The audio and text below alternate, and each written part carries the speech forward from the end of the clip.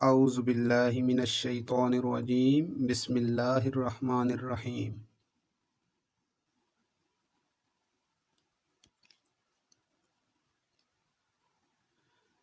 ایک چوہا کسان کے گھر بل بنا کر رہتا تھا۔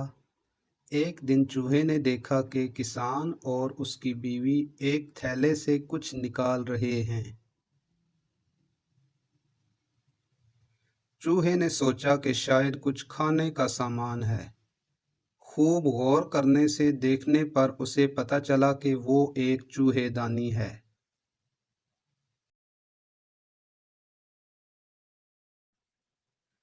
خطرہ بھانپنے پر اس نے گھر کے پچھواڑے میں جا کر کبوتر کو یہ بات بتائی کہ گھر میں چوہے دانی آ گئی ہے۔ کبوتر نے مذاق اڑاتے ہوئے کہا کہ مجھے کون سا اس میں پھنسنا ہے۔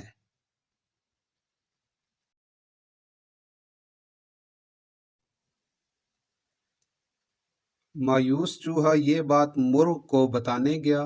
مرغ نے بھی مذاق اڑاتے ہوئے کہا کہ جاؤ بھیا، یہ میرا مسئلہ نہیں۔ مایوس چوہے نے یہی بات بکرے کو بتائی اور بکرا ہنستے ہنستے لوٹ پوٹ ہو گیا۔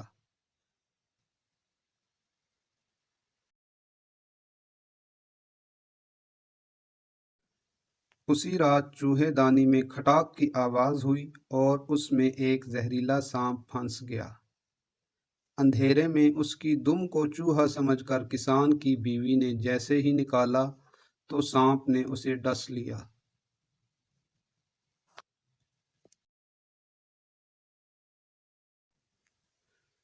طبیعت بگڑنے پر کسان نے حکیم کو بلوایا۔ حکیم نے اسے کبوتر کا سوپ پلانے کا مشورہ دیا اور اب کبوتر برتن میں ابل رہا تھا۔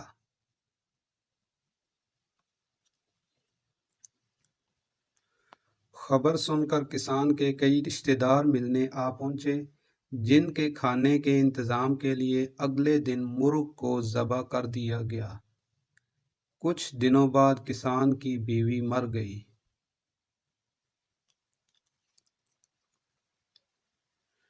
جنازہ اور موت کی ضیافت میں بکرا ذبح کرنے کے سوا کوئی چارہ نہ تھا۔ چوہا دور جا چکا تھا، بہت دور۔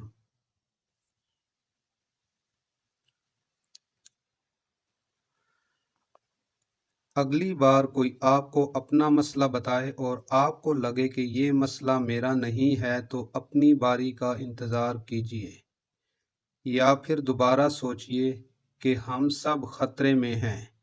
اگر سماج کا ایک عضو، طبقہ یا شہری خطرے میں ہے تو پورا ملک خطرے میں ہے۔ ذات، مذہب اور طبقے کے دائرے سے باہر نکلیے۔ خود تک محدود مت رہیے، دوسروں کا احساس کیجیے۔ پڑوس میں لگی آگ آپ کے گھر تک بھی پہنچ سکتی ہے۔